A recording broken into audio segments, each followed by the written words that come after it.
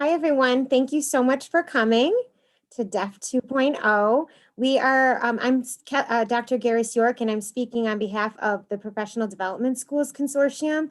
I'm one of the PDS co-directors, and on behalf of PDS, we would really like to thank and welcome Denise Harris, who is the director of the CDC, the Career Development Center at Buffalo State. She's a wonderful resource, and she has been so generous putting together these workshops. So I hope you enjoy them and you get a lot of information out of them. And without any further ado, here's Denise. Awesome. Well, thank you so much. I appreciate that really kind and warm welcome. I'm going to share my screen right now.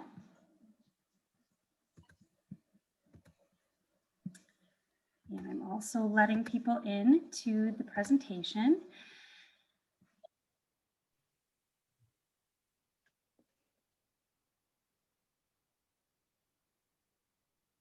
Hi.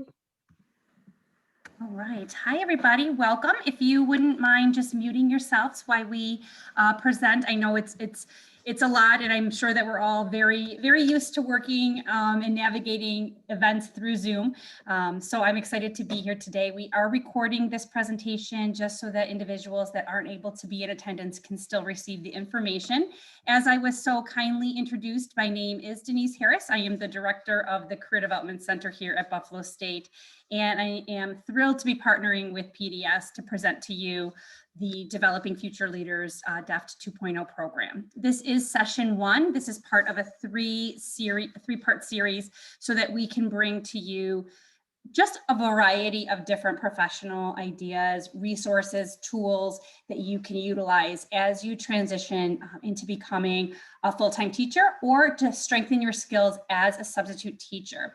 We have all been aware that there has been a unique need for substitute teachers, and Buffalo State is responding to that need. And we're so excited for you to be here today as well. So I am going to present to you the overall agenda. There is a lot to get through today. The first session we have included a variety of different topics, and I don't know if we're going to be able to get to all of these topics today, but I'm excited to be able to also inform you that for the next 2 Wednesdays, we are going to be sharing with you some presentation and topics from administrators and teachers and advice directly from them. And then everything we don't get to, as well as a variety of additional tools and resources, will be presented in the final session. So if you have any suggestions or feedback and information for us, please let me know, because we will be sure to include that in the prior sessions. So today, one of the things that we're going to be highlighting is how to make the most of your experience as a substitute teacher, what makes an effective substitute teacher. We are going to frame it from the lens of career development. Obviously, that is my forte and that is my specialty. So I'm also going to show you how to leverage these opportunities to enhance your networking skills, and then to create those professional documents so that we can articulate the skills that we've been able to utilize, the characteristics, the experiences, and the responsibilities that you've had as you're navigating being a substitute teacher, and how to articulate those experiences on your professional documents. So when I say professional documents, I don't just mean your resume. We're going to be talking about cover letters. We're going to be talking about interviewing. We're going to be talking about LinkedIn. So there's so much information that we hope that you are able to obtain by attending these sessions today. So let's get started.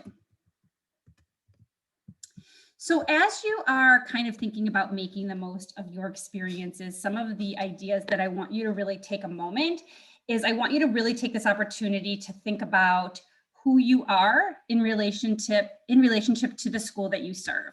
One of the biggest attributes that I could possibly give you is the idea of journaling. So really literally getting out and writing and reflecting on your experiences. In a past school that I used to work with, we had students that would go out in clinical experiences, and I literally handed them a notepad because I wanted them to be able to capture what they were seeing and what they were learning. And there's a really strong connection when you can actually take the time and just write down and reflect on who you are, what you're doing, what you're experiencing. And as you embark and as you are about to go on to, even if you're not necessarily a substitute now, but as you enter the school through field experiences, through student teaching placement, or if you are serving in a school district, I want you to think about how you are building community. What is your role in that environment? How are you supporting the students, the teachers, the support staff, the paraprofessional staff? There are so many opportunities for you to get involved and really be an outstanding member of that community. How are you engaging with students from the moment you walk into that school? Are you saying hello? Is there a smile on your face? Are you greeting and welcoming parents? Are you being kind and embracing the support staff in the front office? All of these little small steps that you can do really demonstrate your professionalism and really help you understand if this is the school that you want to be involved in, if this is the type of environment you think would be best for your professional growth. And look and be very mindful. What do you see? What are you observing? And write that down. How are you ensuring a safe and inclusive environment? So if you are involved in a classroom and you're seeing different behaviors or tendencies, that you really want to emulate, or maybe some things that you would change and do differently, write it down. These are the experiences and the stories that we're going to reflect from and we're going to pull from as we're working on those professional documents. And also what I want you to do is I want you to record, how do you contribute to the classroom? What is it about your unique lens? How do your experiences kind of help you navigate the teaching world, your philosophy? And then again, looking at what other roles you're serving in the school. I mean, yes, you're going in and you maybe just one day that you're at a school, but how are you leaving that environment? Are you leaving it better than you found it? Are you writing a note to your cooperating teacher, to the teacher that you're in with the classroom? Do you have all of your tools and resources ready before you go into that environment? How are you following up after? And at the end of the day, one of the things that I always encourage, whether I'm working with students, clients, faculty, staff, administrators, whoever I'm working with, I always ask you, okay, how have you gone above and beyond? My best advice is to always leave every environment just a little bit better than you have found it. So when you're making the most of your experiences, some of the things that I would encourage you to prepare ahead of time is to really practice your classroom management strategies. And obviously, coming from a career director, this is your area of expertise, but I will guarantee you, as we transition into the professional preparation, a question you can guarantee to be asked is, how are you going to manage your classroom? How are you going to be successful in helping students understand the rules and regulations as you kind of come into that new space? Again, we are going into a classroom where it's someone else's teaching and someone else's, obviously, management strategies and techniques, and that's great. But what are you doing to implement that? And how are you ensuring that you are creating a safe and inclusive environment while you are there during that time? Coming into that environment also with your toolkit, and we're going to also be supplementing this presentation. In fact, in session 3, we're going to be filling that toolkit even more. But what filler activities and games can you include? You may be going into an environment where a teacher had to leave abruptly, and so there's lessons plans and things for you to follow, but it's always good to have extra activities, extra resources, so that you don't have that awkward 10 minutes at the end of the day. In fact, that's also a very common question. You had a test, the test is over. What do you do with the students for the rest of the 20 minutes? Being able to articulate and have a plan and say, well, actually, when I was a substitute here, this is what I did. Or I came prepared because I had these resources ready to go. And again, the more exposure and experience you have ahead of time, the better prepared you're going to be and the more confident you're going to come across. I understand, going into an environment where you're meeting new students can be super exciting, but it can also be a little scary. So the more prepared you are ahead of time, the better you're going to be on the back end. Deciding how you're going to recognize and reward students. There may be a system obviously in place in that classroom, but let's say you are fulfilling a long-term sub role where maybe the classroom can kind of become a little bit more of your own. What is going to be your strategy? And then again, building that library and that toolbox right now. Again, you may have an extensive, you may have been doing this for years, but again, always keeping on top of what's new, staying current, best practices, really making sure that your toolbox is very rich and full of exciting new things so that you can just kind of go right there and say, this is how I'm going to manage my classroom and create a very engaging experience. Mm-hmm.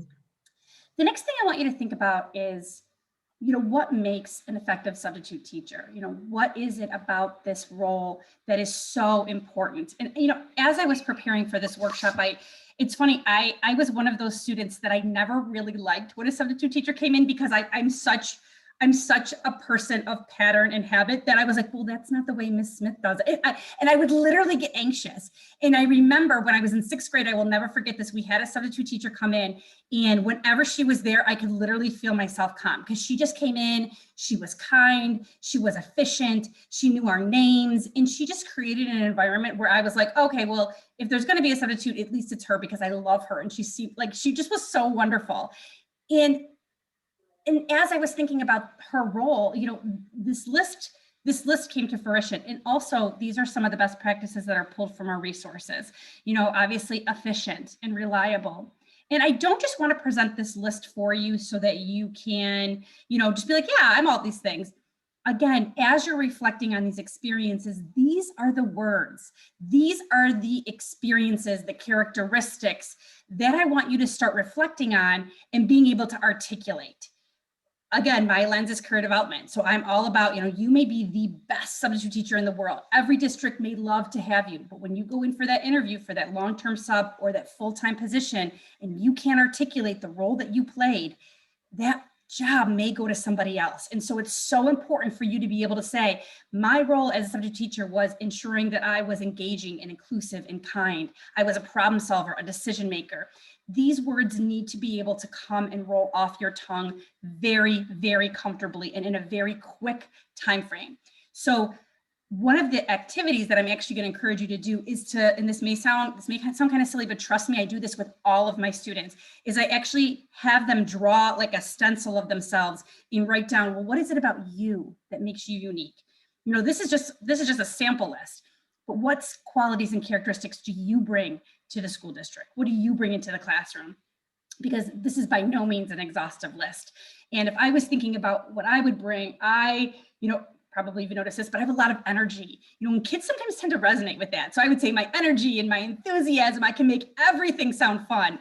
Obviously resumes and cover letters are super fun, but some people don't think that. But I try to bring that to each and every experience that I have, and it turns sometimes like a mundane experience into something fun, into something exciting for students.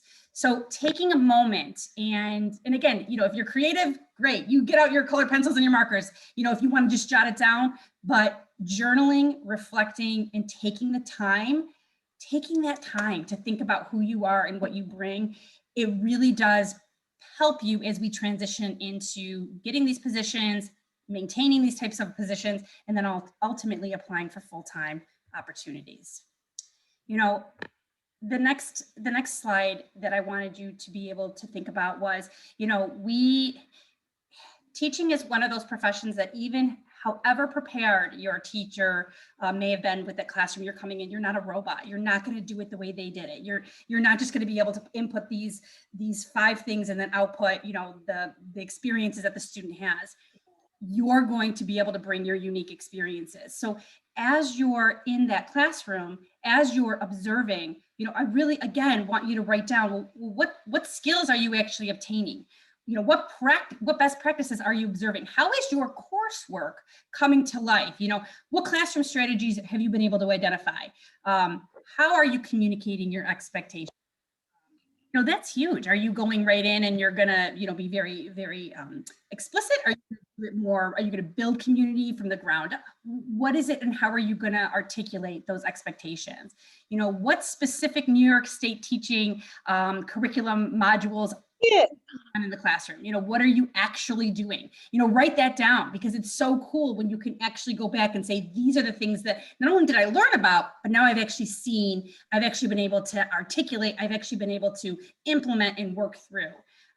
Reading and writing programs. So if you're more in maybe the K through, 5th grade or the elementary school, how is your teacher, how are the desks organized? How are they, creating these reading groups, these writing programs?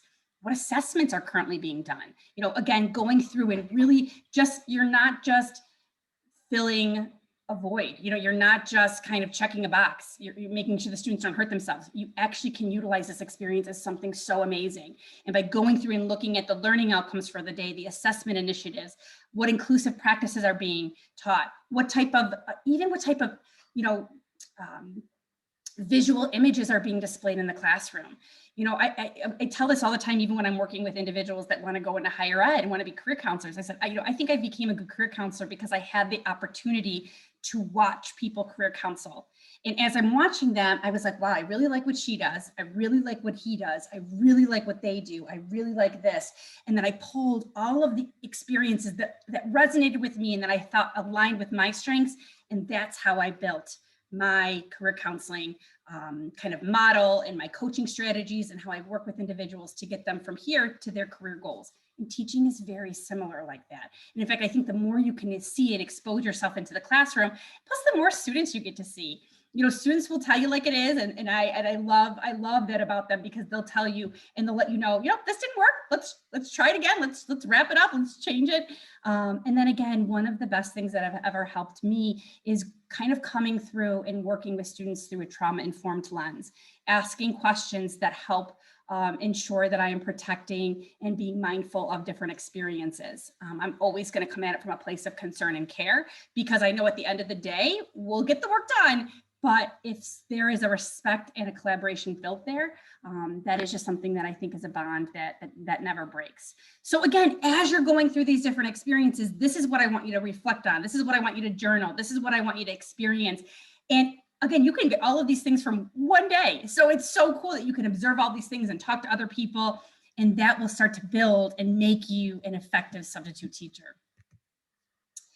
So as you're doing all that, really taking the opportunity to also expand your network. You know, COVID has really challenged people's professional development. There's been stories and there's been research, and it has really hindered a lot of individuals' professional progression, in the sense that we're not having networking events. We're not being able to meet and greet and network with one another. So anytime you have the opportunity to get around other administrators, superintendents, teachers, paraprofessionals, teacher aide, cafeteria monitors, bus drivers, food monitors, front office staff, I want you to really examine those relationships and build on those relationships. I cannot tell you how important it is to work with support staff. They are the individuals that run a school, they run offices, they run everything. And they can tell the difference between someone that's there for a day and someone that authentically wants to be there and help children. So if you're there and there's something that needs to be done, I'll make those copies. I'll run that errand. I'll do that. Again, some people will use phrases like, well, that's not my job. That's not what I'm here for. And you're right. Maybe that's not your job. Maybe that's not what you're here for. But I can honestly tell you, in my 20+ year career, the words have never come out of my mouth that say, that's not my job, or I won't do that. I have done every single job that I can possibly imagine, because number one, I want to know how to do it. And number two, I think that makes me a better professional, because I also value each and everyone's role to build that school community. So it could be something as taking pictures and submitting them for the yearbook. It could be something as simple as picking up a piece of trash on the floor. People watch how people interact. And again, I want you to think about this substitute teaching role, or even with your field experiences, or even with student teaching, as a very long interview. That's really what it is. People are observing you, they're watching you. And I will absolutely tell you that the people that kind of step up to the plate are the individuals that the school districts want to gobble up. And I know this because they tell me, they're like, Denise, oh my gosh, this is what we want. This is what we're looking for. Is there anyone that, and they're keep asking for those similar characteristics. And if you're sitting here thinking, oh my gosh, I do all of those things, awesome. I want you to get even more excited, because that, ladies and gentlemen, is what's going to make you stand out. And again, I know this is a lot. And I also understand, going back to what's going on with COVID, people's safety and people's comfort levels also needs to be respected. So if you necessarily don't feel comfortable going into an environment, there's other ways that you can support. My next door neighbors are teachers, and I cannot tell you how many times they're sitting on the front porch cutting out stuff for the next day. And I just kind of bring my scissors over and my iced coffee, and I'm like, let me help. And you should see the smile on their face. Again, it's something so small, but like, they appreciate it. Those little things that appreciate. So even just saying, let me take this home for you and cut them up, and I'll bring them home. I'll bring them back tomorrow. That will take a weight off so many people. But as you're kind of making these connections, we're human beings, and we forget. So I literally want you to kind of get a notepad. I have my planner that I write everything in, and the days that you are at certain districts or the days that you are at certain buildings, make a list of the people that you've met. Try to get their first and last name, try to make a personal connection, try to also put descriptors down so you can remember, oh, that was Susie, she worked in the cafeteria. Again, these just kind of help you remember, because 3 months from now, when you actually apply for the position, you're gonna forget. So just little things like that that you can do that can kind of help prepare you. Also, as you're making these notes, you may say, you know what, I don't feel like this is the best fit for me here. But when I was at this school district, it just felt different. You know, you may even remember that when you were even applying to college, or maybe even applying to get a master's degree, you were like, you know what, there's something about this school that just felt right versus this school. That intuition, that's the same thing with applying for a full-time job, applying for a long-term sub position. You know, every school has its own culture and characteristics, and that's what makes it great. And you may just connect better or stronger with one that is like this versus something that maybe is just different. And then as you're making these connections, again, as I said, you know, COVID's really impacted our networking event. You know, LinkedIn, which is something we'll talk about in a little bit, you know, really is a great way to connect with professionals. And some administrators and teachers are on LinkedIn, some aren't, but it's really great for you to connect with professionals on that professional platform. It's simple. There's ways that we can help you, you know, taking a nice headshot, creating a professional headline and a summary really does get the individual's attention. You don't want to connect with a professional on their Facebook or even Instagram page. I don't do that with students. I don't do that with young professionals, but I will connect on LinkedIn because that is the appropriate channel for connecting with individuals in your field. So as you can see from LinkedIn, there's just a different way to kind of maximize your network. And again, I'm not going to accept a request from, you know, somebody on my Facebook page. I don't even use really Facebook anymore. I mean, it's just kind of, you know, more so like connecting with like friends and high school friends. But LinkedIn, you know, is something that I would encourage every newer or younger professional or even seasoned professional to do. As you can see from the left-hand part of your screen, you'll see my headshot in my header, which is my title, but you can say, you know, aspiring substitute teacher, or, you know, junior at Buffalo State, or, you know, looking to, there's ways that you can kind of craft that, you know, educator, innovator, you know, inclusive, trauma-informed teacher, all great things that you can do to kind of resonate with individuals. My goal for every client that I work with is 150 connections. And that may seem like a lot, but if you think about your colleagues, if you think about other peers, if you think about mentors, if you think about faculty you've worked with, school districts you've worked with, that 150 can go really, really quick. Another really great thing that I'm going to encourage you to do is, if you do go through the process of updating and creating a LinkedIn profile, and to include that LinkedIn URL on your resume. But when you create a URL for your LinkedIn website, it's going to give you a really long URL. It's going to be like 8278483. But if you look at the right hand side of the screen, you will see that there's a way to edit and customize your URL. So this is really the difference between people that know how to use LinkedIn and people that don't. And so if you go to the right-hand side and you literally, and this is on your LinkedIn page when you're actually editing it, and click the little pencil, sometimes LinkedIn is intuitive, sometimes it's not, but that little pencil will allow you to create your own personalized URL for LinkedIn. So as you can see here, that's mine for Denise Harris. Now I have a very common name, and so I always include my middle initial so that if an employer, or I should say when an employer Googles you, you know, there's a million Denise Harrises that come up, but there's not as many Denise M. Harrises. So if you have a common name like Smith or Jones, you may have to include a middle initial or even a few numbers at the end. That's fine. If you have more of a unique name, you're in luck, because not a lot of people will share that, or you can just include your middle initial.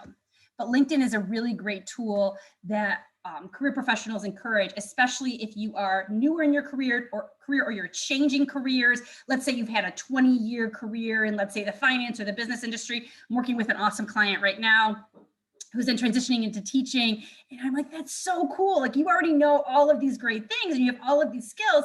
And now we can add that to your LinkedIn profile and just put a teacher and an educator kind of lens on it. And again, so many times we're teaching, we're educating, we're encouraging, we're mentoring, we're motivating, we're coaching. We don't even realize it. And LinkedIn is a great platform identify and write all of those skills. So as you're going through and you've reflected on your unique experiences, you identified what type of substitute teacher you're going to be, what your role is in the building, and all the additional add-ons that you want to do, helping, supporting, assisting. That's wonderful. So now what we're going to want to do is we're going to want to take all of those experiences and we're going to want to document that on your resume. Okay. So when we are looking at professional documents, you don't just want to think about your resume. Okay. Because sometimes people think, oh my gosh, it's not on my resume. It didn't exist or it doesn't count. No, I want you to stop thinking like that. You've got your resume. Then we can even ask people for positive recommendations. They don't even have to write you a letter, but they just would be willing to serve as a recommender for you. Someone maybe that you can talk to as a mentor, someone maybe that you can ask later on for a letter, or maybe even just a phone call to confirm your employment or your abilities as an educator. And then also, I want you to start thinking about preparing stories and experiences for the interview. Because again, a resume may get you in the door, but the interview is going to solidify that job offer. And again, you're going to be interviewing for substitute positions. You're going to be interviewing for full-time substitute positions. You're going to be interviewing for long-term sub positions, and then ultimately for your full-time role.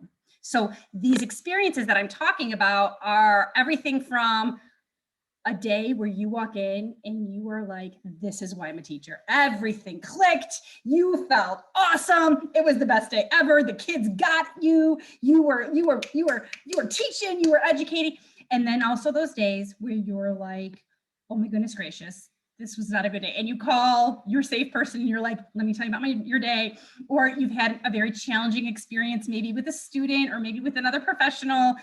All of those experiences we learn from. And those are wonderful stories that you can bring to an interview. And again, we're not going to talk all about that today. We're going to save some for session 3, but that is one of my favorite things to talk about, because if you can really help an employer or a school district kind of visualize you in the classroom by bringing these stories to life, the likelihood of you getting the actual position greatly increases.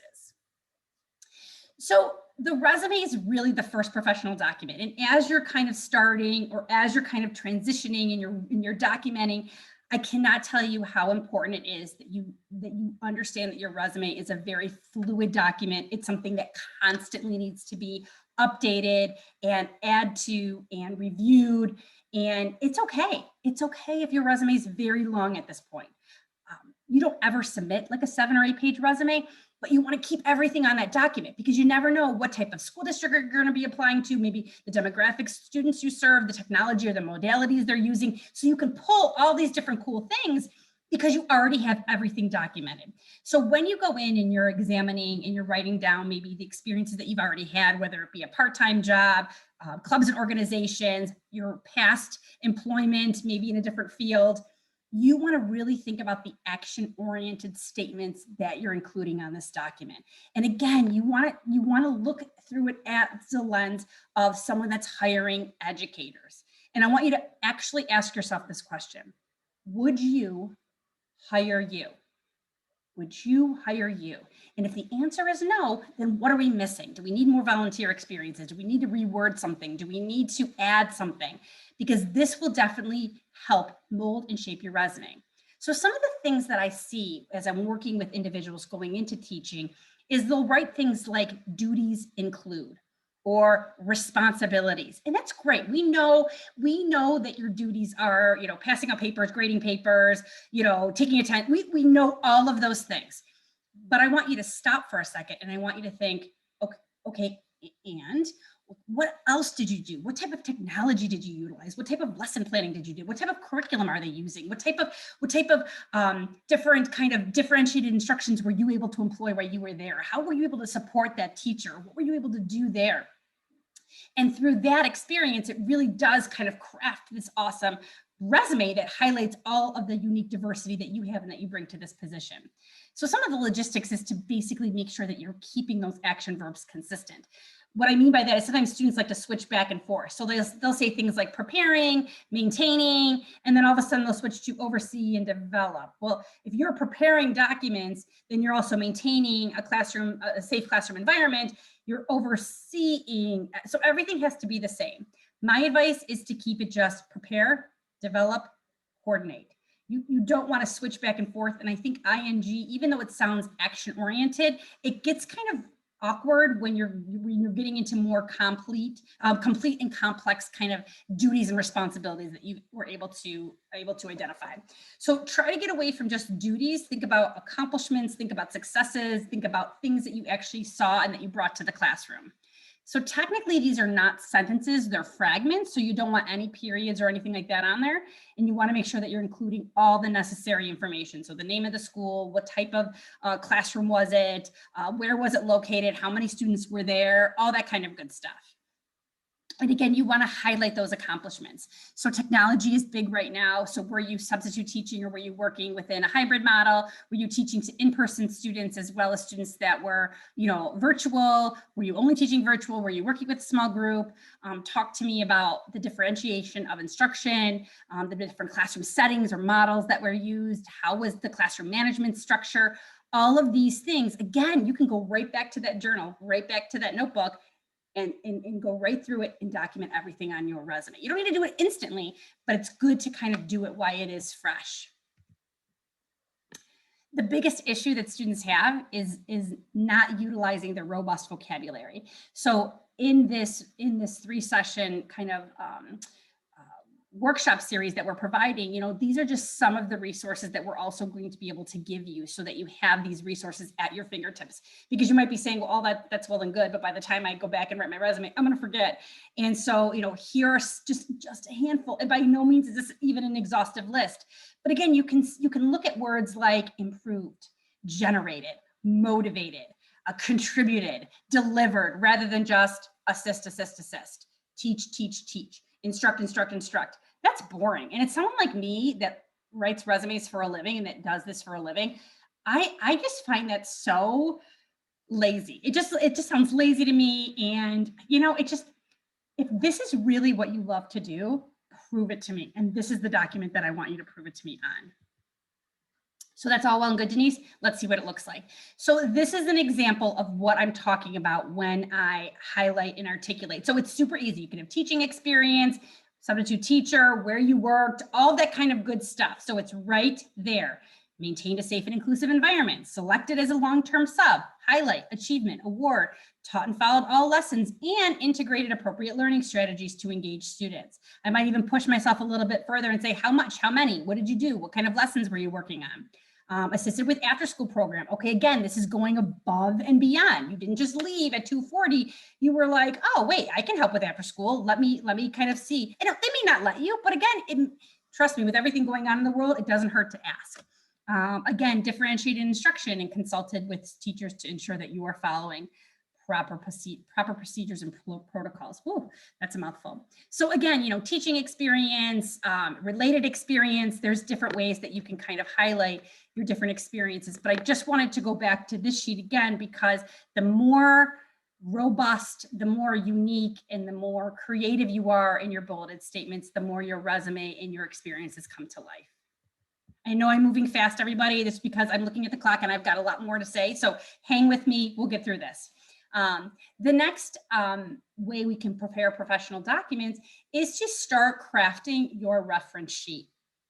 Even if you don't have a bunch of references right now, or maybe some of your references may be from other industries or other areas and you're starting to grow your references more in the education field, you want to start to collect those names, those titles on an actual reference document. When you apply, if it's through WinnieRick or if it's through the school district directly, they may actually have you type them in, but it's so much easier when you have all of your documents together, ready to go right at your fingertips. So let's say I'm your cooperating teacher, Denise Harris. I'm a 6th grade teacher at Frontier Middle School. The address is, 5200 Abbott Road, Hamburg, New York. My phone number, the school's phone number, or if the person gave you their phone number, but only put it on if they allow you to.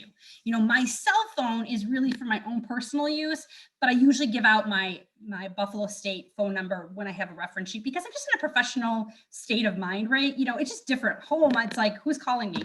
But when I'm at work, just a different mindset. Now, with everything going on with the world right now, they may give you their personal cell phone, but we want to respect that. and also their email address. So again, they may not need all this information, but again, you have it if you need it and it's ready to go. You can also ask to have someone write you a personal positive letter of recommendation.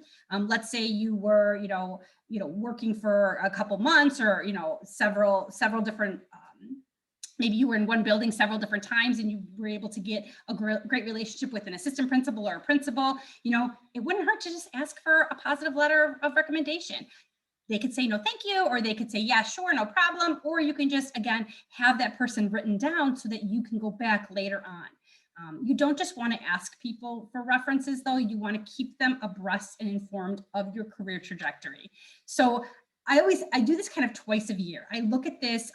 So my birthday is in July, and then I celebrate the holiday Christmas. So around July and my birthday, that's when I'll go through and I'll just kind of touch base with some of my mentors. Hope you're having a great summer. Just wanted to keep you in the loop. This is what's kind of going on. Then I do that again around the holiday time. And again, just hope you're doing well, because that way I'm communicating with them and not just always asking for something. And again, this is my job. I am happy to write letters of recommendation for students. That is what I'm here for. I bleed orange, right? I love Buff State students.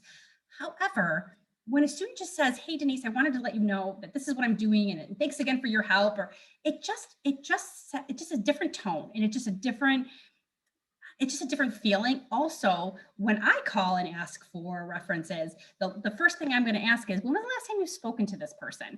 And if you taught in a class, and then 3 months later there's nothing, you hear nothing from the student, you could say, well, I think she's doing well, or oh my gosh, she just sent me an email last week, she's doing great. Oh, she's doing this. Again, it really does matter. So those little things, again, going above and beyond. And again, I know that you might be thinking, oh my gosh, this is so much. And I totally hear that.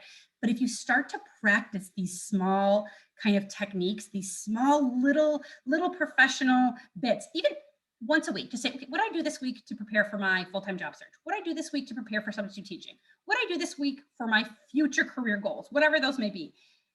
Some weeks it's going to be nothing, to be honest with you. And some weeks it's going to say, wow, I created my LinkedIn profile.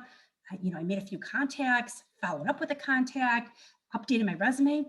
I did really good this week. And then the next week you're off the hook. But again, it's just little things that you can do to start to build your professional kind of toolbox that we're trying to work through with this workshop series. And this is what that reference sheet would look like, as I was talking to you about. Again, it's just a Microsoft Word document with your contact information at the top, and between 3 or 5 references. Again, this is the information that you're going to need. The more you have, the better. The easier it is at the in the back end when you're actually applying for even sometimes part-time jobs. I mean, I'm doing a workshop in a couple days, or actually I think it's Monday. Yeah, I'm doing a workshop on Monday for some education students that are in their junior year, just talking about summer opportunities. And I'm looking at the job applications and requirements, and all of them want 3 references. All of them want, a full resume. All of them want a cover letter. And these are for entry-level positions that are part-time, and they want all of these things. So it's so great to start to build these things now and add to them as you grow.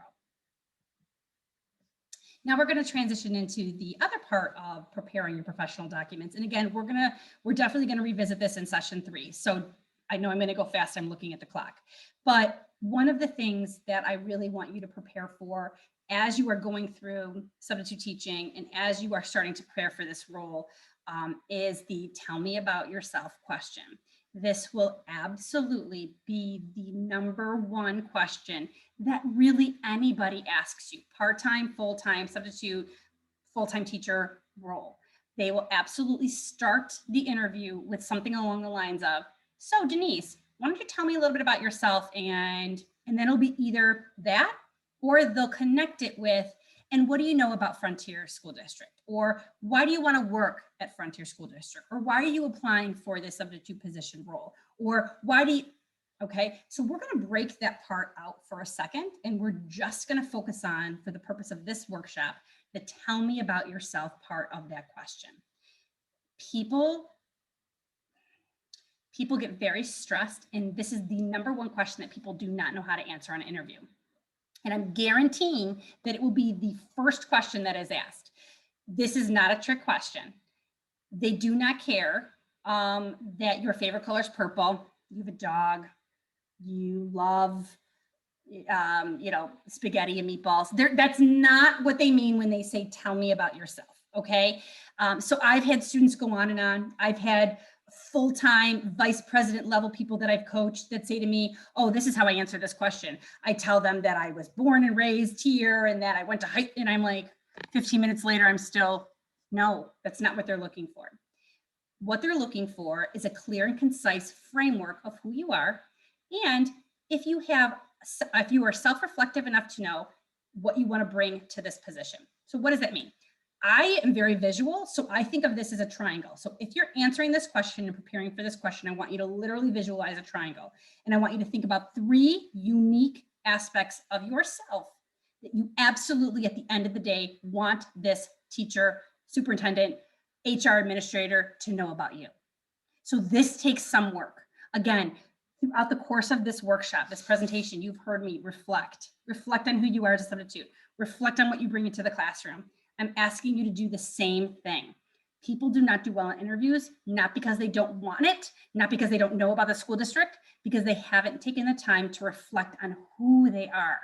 So if I'm going for an interview, and let's say I'm interviewing at Frontier Middle for a long-term sub position, okay, I'm so excited. I'm ready to do this. What do I want them to know about me? Well, I want them to know that I live in the Lakeview School District, so that's important to me.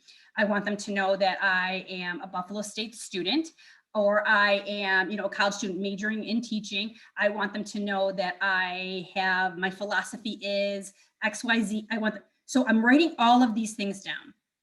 Then as I'm about to answer that question, I answer it very strategically. And I always start with something like thank you, because it centers me and it kind of helps me kind of find because it's nerve-wracking at first. So I always say something along the lines of, thank you so much for allowing me the opportunity today to interview for the long-term sub position at Frontier.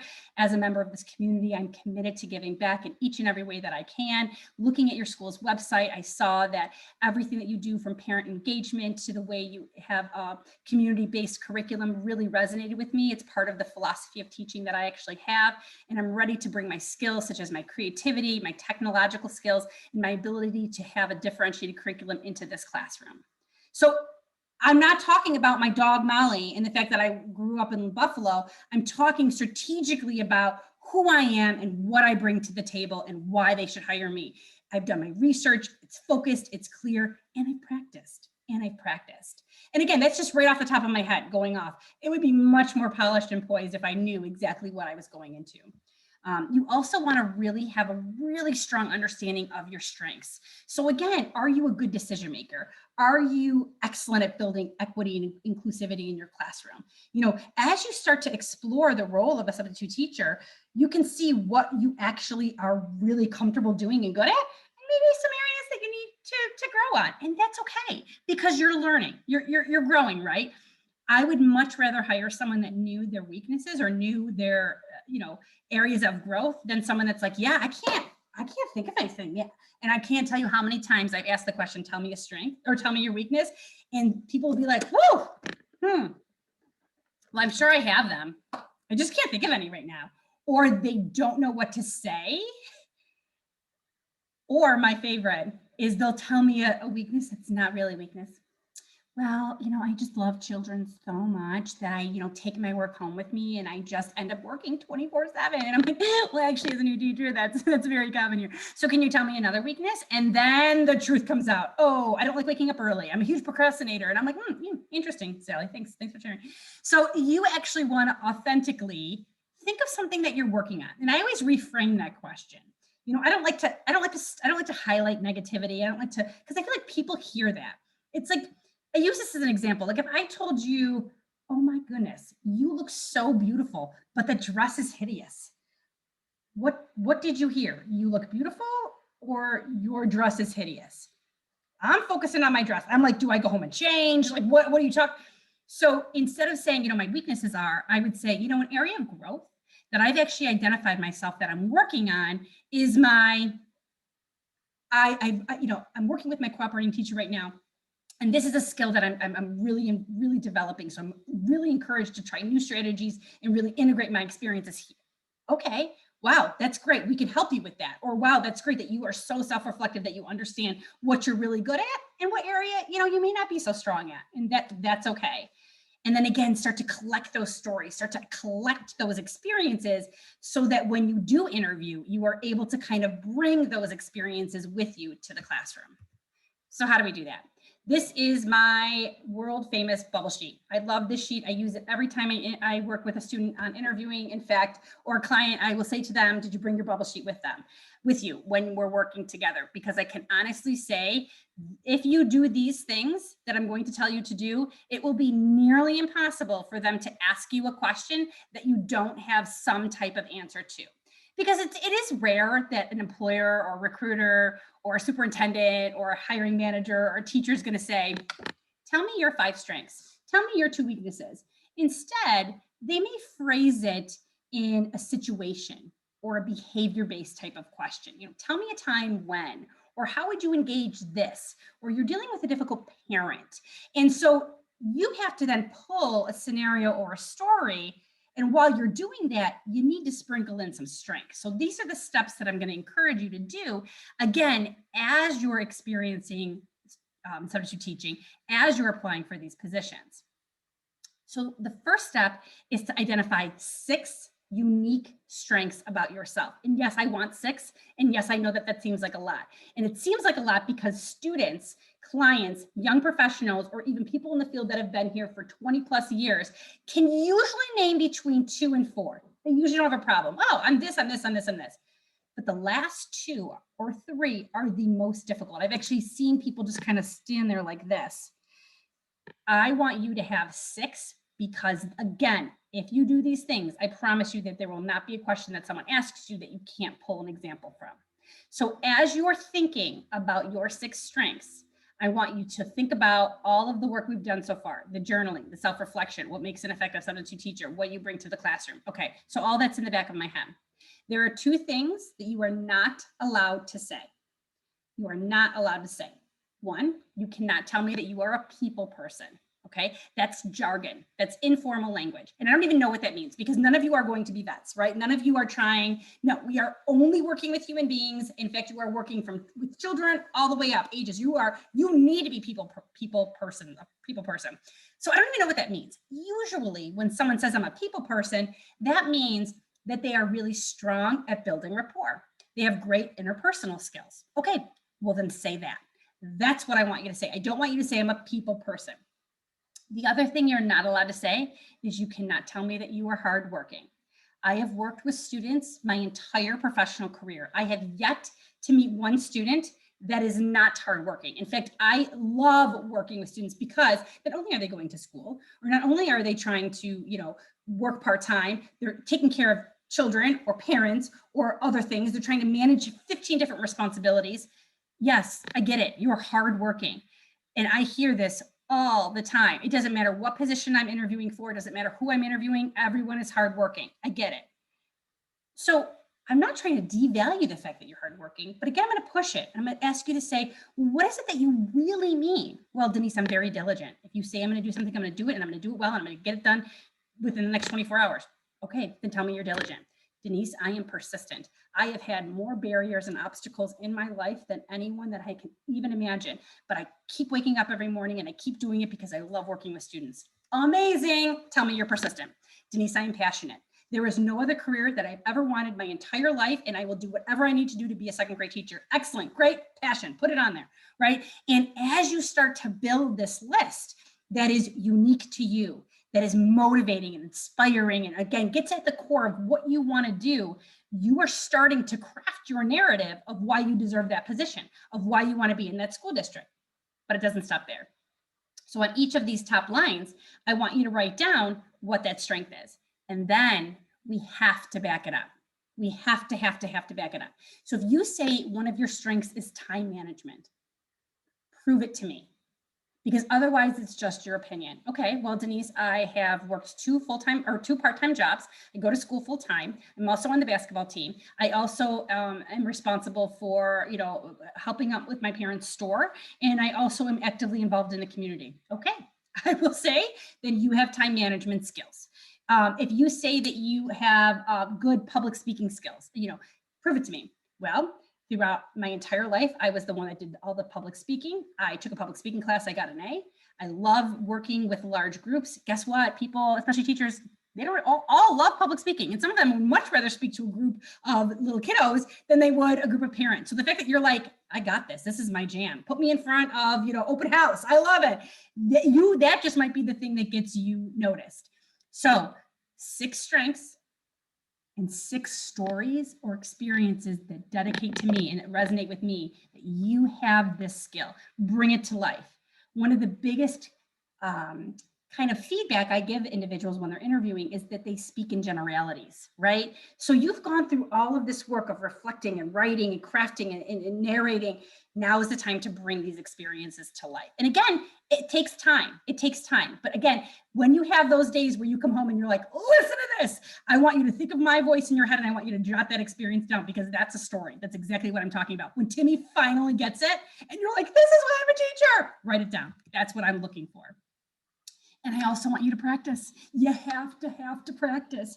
Interviewing is one of those things that you only do when you interview. So you have to practice. And I used to tell students or my clients to go to Panera, because Panera, this is pre-COVID, is always loud. I don't care if you go there at 2 o'clock in the afternoon or if you go there at 8 o'clock at night, it's always loud. So no one will look at you like, what are you doing, right? So I want you to go with your safe person and I want you to practice. I want you to talk out loud. What is your teaching philosophy? Why do you want to be a teacher? Tell me your classroom management style. How do you work with a frustrated parent? What do you do when a student is not engaged in learning? What do you do when a student just doesn't want to participate? You need to start practicing and talking these things out.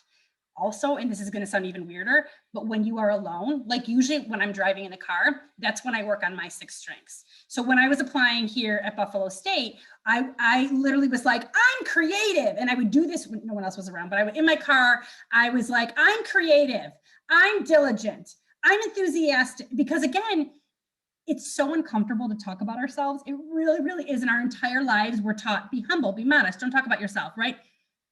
And now it's like, you've got 20 minutes to impress me because I've got 15 other people that are applying for this position. Go. That if you don't feel comfortable starting to talk about how great you are, it's not going to get better when you're being evaluated for a full-time position or a substitute position or a teaching opportunity that you really, really, really, really want. It's going to only magnify. So the more comfortable you get with talking about your strengths, talking to a safe person, and I say safe person because I think everyone has that one person in their life. Like it could be a friend, a spouse, a colleague, a significant other, a bestie. Well, my best friend Erin and I, we're like that person. So she's my person I would go to Panera with, and I'd be like, I'm going to tell you how great I am. And I know she would sit there and be like, you're great. I want to hear everything that's great about you, right? She won't judge me. So find that person. Also, if you're having trouble thinking about your strengths, thinking about how great you are, ask your person. Say, what's great about me? Because they're going to be like, oh, let me tell you how great you are. And they'll be able to help you kind of narrate this story for yourself. So the last visual I'm going to give you is, I mentioned before that it's very rare that they may ask you, tell me about your strengths, tell me about your weakness. They're going to give you a scenario, or they're going to tell you to recall a time when. And so sometimes people get lost in those types of questions because it's hard to remember the different steps. So we had the triangle for tell me about yourself. And now we have a star for those types of questions. So when you are asked like a question like, tell me a time when you exhibited leadership, or tell me about a time when you had a difficult parent or a difficult student, this is how I want you to break it down. ST, so tell me the situation or the task that was at hand. So I walked into the classroom and Timmy didn't want to participate in any of the work that we were doing. Okay, so that's the situation. Action, that's what I did. So because I built a strong rapport with Timmy and I understand that he has some good days and some days that he really struggles, I immediately started to go into how I can help engage Timmy so that he felt that he was engaged in the activity. So, it kind of just did an informal assessment. Was he hungry? Was he tired? Is he safe? And realized that, he just didn't really like learning about trucks. So what I did is I adapted the assignment to talk about airplanes, which is his favorite.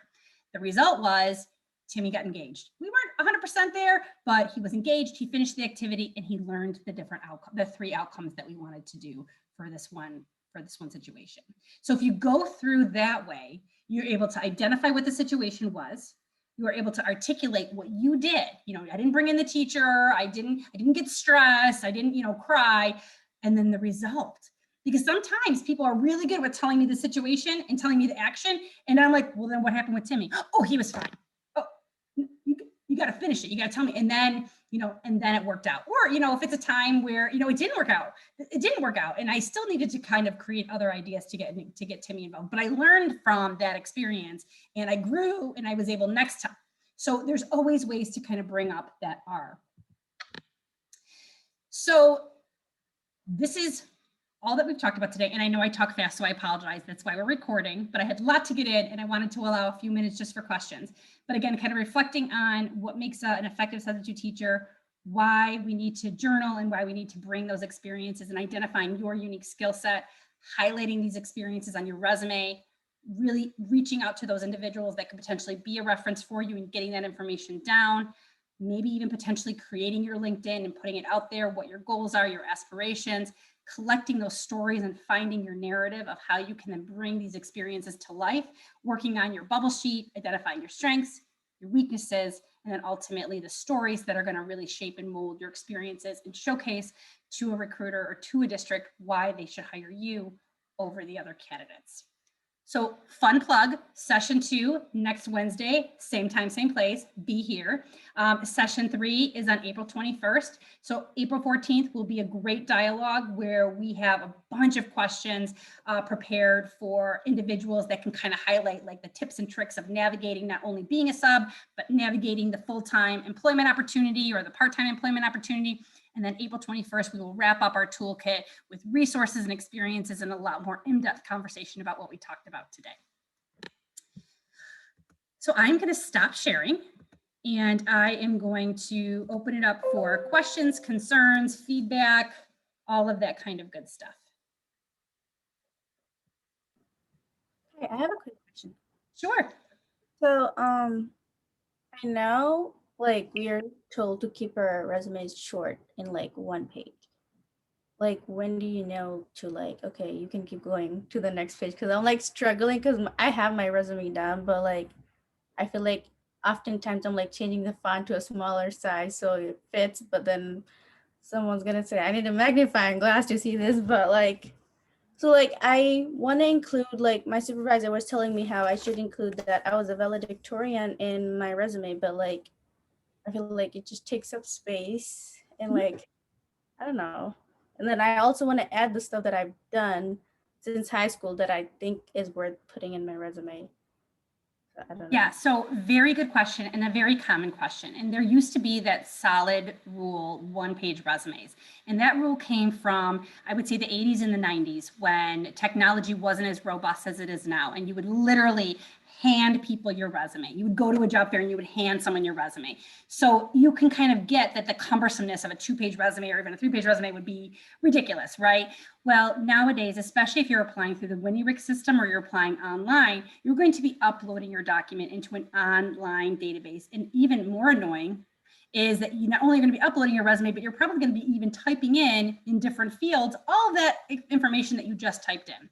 So my advice is when you are crafting your resume is the first step is to not necessarily worry about the pages. I want you to worry about the formatting. I want you to worry about the content. I want you to have all of that information that really is important to you that you've collected since high school. So it really should be college, professional. The last 10 years is really where you want to focus in. Now, my resume is 7 pages long. But when I apply for a job, I look at the job description and I really highlight what is absolutely specifically necessary for that position. So, because otherwise what we're thinking is, well, so what? And if I have to ask, well, so what? That means that there's not a direct line between the skills I learned here and the position that they're looking for. So the position or the job announcement is really like their wish list. We want a candidate that knows how to use technology. We want a candidate that knows how to command a classroom, and we want someone that has experience in XYZ. That's what we want to focus in on. Okay. So it's not about, everything I've ever done. It's really about crafting that narrative to highlight and address everything that they're looking for. So by making your resume really small, eventually they're going to probably print it out. And if I have to put my glasses on to read it, that's not a good idea. You want to keep it clean and concise, most important information. Your resume can be 2 pages, but the first page really needs to be the most important teaching related topics. And if you have had a career in the past that's not teaching, Anything that you list on there has to be transferable. So that way they can say, oh, I get it. This is the skills that you've had, and this is why it's important now, okay? Or you can just also list that. Like, these are the things that I've also done in my professional life to kind of complement who I am. And don't forget that the resume is just one part. You also can craft your cover letter and, again, the interviewing. So focus more on content rather than length. That's my answer. You're welcome. Other questions for me?